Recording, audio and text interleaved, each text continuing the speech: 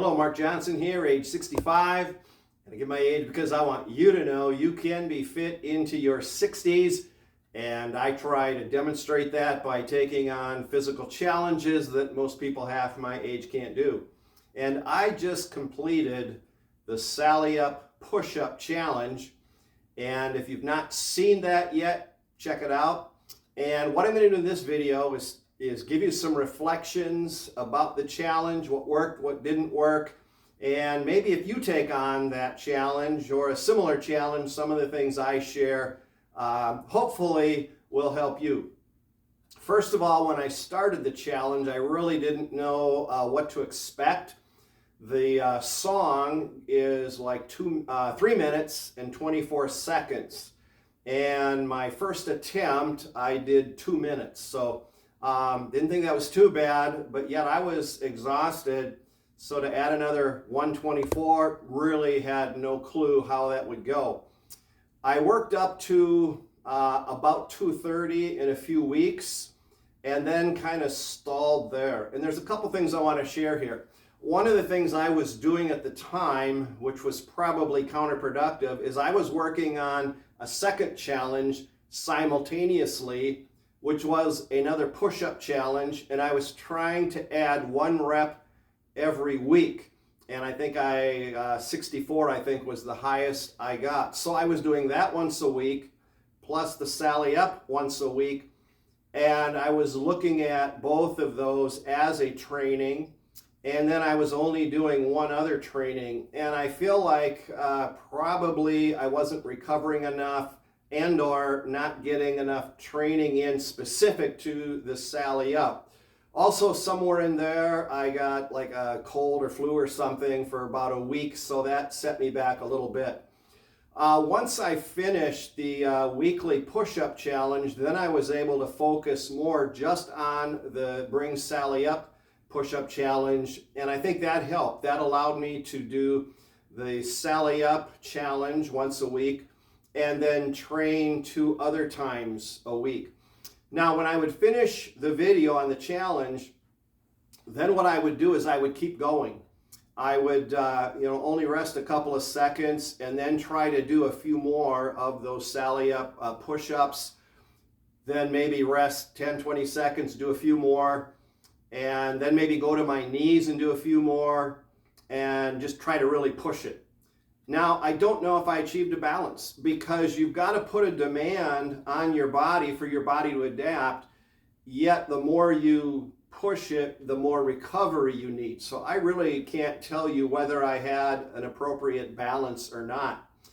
Now, let me tell you what I did on my 2 training sessions. I did 2 full body workouts a week besides that, but I skipped anything for the chest because I only wanted to focus on chest on the training for the Bring Sally Up.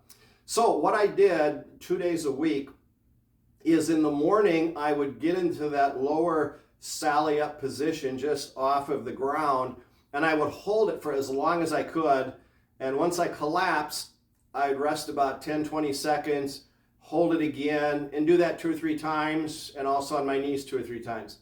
Same principle, unsure of whether I was doing too much, not enough, or just right. Then later in the afternoon, when I'd recovered from that, I would do a second exercise. And the way I was at first doing it is I was doing the Sally Up push-up, but with a band, a resistance band over my back, so that as I pushed up, it got harder. And so I was doing that for a while and just pausing in the lower position for a couple of seconds. Well, I began realizing that in the challenge, you're down about 3 seconds, but then 4 times during the whole song, you're down for an extended period of time of like 10 seconds. So I changed, and what I started doing is I stopped using the resistance band, and I just did push-ups where every time I got to the bottom, I held for 10 seconds, then went up, then went down, held 10 seconds, and I just tried to do that as many times as I could. And I think I eventually worked up to about 10 straight sets of that or reps of that. And then same thing, I'd rest a few seconds, try to squeeze in a few more. last thing I'll share, and this made the biggest difference, and I think one of my subscribers recommended this. I was doing the whole thing with my elbows out kind of like that. And one of the subscribers suggested I move the elbows in like this. Now, when you move your elbows in like this, it becomes more of a triceps exercise, and I wasn't sure my triceps would be able to handle it because I assumed my chest was stronger than my triceps. I do think the push-ups for me are harder with elbows in than elbows out, but the key was that down position. Holding that down position was far easier with my elbows in than with my elbows out. The first time I tried it with my elbows in, I broke through the 230 barrier, went to 245. The next week I went to 3, and then the next time, which I just did, then I completed it to the 324. Now the whole thing took me 14 weeks. I did not realize it would take me that long. I'm sure being sick, set me back a week or two, as maybe did doing both challenges at once. So I just wanted to give you a little update and how it went and what I learned from it and what I'm still wondering about. And so now I've got several new challenges in mind, and I hope maybe next week to introduce my next challenge. So till then, here's to your health, both physically and especially spiritually. I hope you join me on the next challenge. Bye now.